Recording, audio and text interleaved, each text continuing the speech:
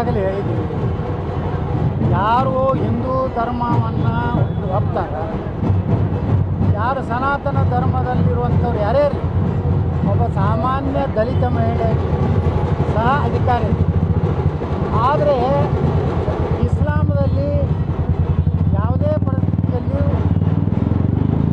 ಮುಸ್ಲಿಮೇತರ ಯಾವುದೇ ಧರ್ಮಗಳನ್ನು ಅವರು ಒಪ್ಪುವುದಿಲ್ಲ.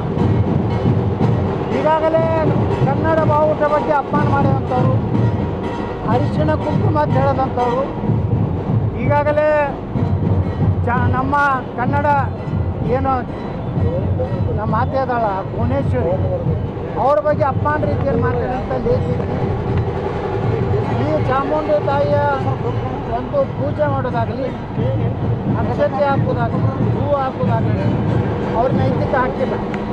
ನಾವೆಲ್ಲ ಮೂರ್ತಿ ಪೂಜಕರು, ನಮ್ಮ ಮೂರ್ತಿ ಪೂಜೆಯನ್ನು ವಿರೋಧಿಸಿದವರು, ನಮ್ಮ ಭುವನೇಶ್ವರಿಗೆ ಅಪಮಾನ ಮಾಡಿದವರು, ಅವರು ಕನ್ನಡಿಗರು ಅಲ್ಲ, ಅವರು ನಮ್ಮ ಧರ್ಮಕ್ಕೆ ಸಂಬಂಧ ಇಲ್ಲ. ಹಿಂದೂ ಧರ್ಮದ ಯಾವುದೇ ಮಹಿಳೆ ಮಾಡಲಿಕ್ಕೆ ಅಧಿಕಾರ ಇದೆ.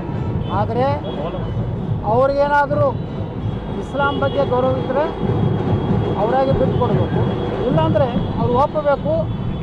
ನಾನು ಚಾಮುಂಡಿ ತಾಯಿಯನ್ನು ಇವತ್ತು ಒಪ್ಕೋತೀನಿ, ಹಿಂದೂ ಧರ್ಮವನ್ನು ಗೌರವಿಸ್ತೀನಿ, ಮೂರ್ತಿ ಪೂಜೆಯನ್ನು ಗೌರವಿಸ್ತೀನಿ ಅಂತೇಳಿ ಅವರು ಮೊದಲು ಹೇಳಬೇಕು. ಇಲ್ಲಾಂದರೆ ಆ ತಾಯಿಯ ಇದಕ್ಕೆ ಯಾವುದೇ ಕಾರ್ಯಕ್ರಮಕ್ಕೆ ಹೋಗಬಾರ್ದು. ಇದು ಹಿಂದೂ ಧರ್ಮದ ಕಾರ್ಯಕ್ರಮ.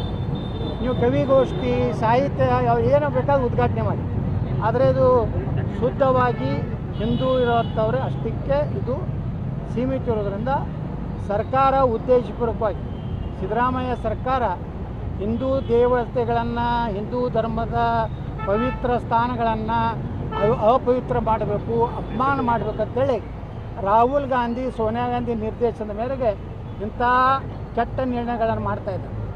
ಚಾಮುಂಡಿ ತಾಯಿಗೆ ಯಾರಾದರೂ ಅಪಮಾನ ಮಾಡಿದ್ರೆ ಅವ್ರ ಮುಂದೆ ಎಂದೂ ಅವ್ರಿಗೆ ಒಳ್ಳೆಯದಾಗೋದಿಲ್ಲ. ಇನ್ನಷ್ಟು ಸುದ್ದಿಗಾಗಿ ನಮ್ಮ ನ್ಯೂಸ್ 11 ಕರ್ನಾಟಕ ಚಾನೆಲ್ಗೆ ಲೈಕ್ ಮಾಡಿ, ಶೇರ್ ಮಾಡಿ, ಸಬ್ಸ್ಕ್ರೈಬ್ ಮಾಡಿ.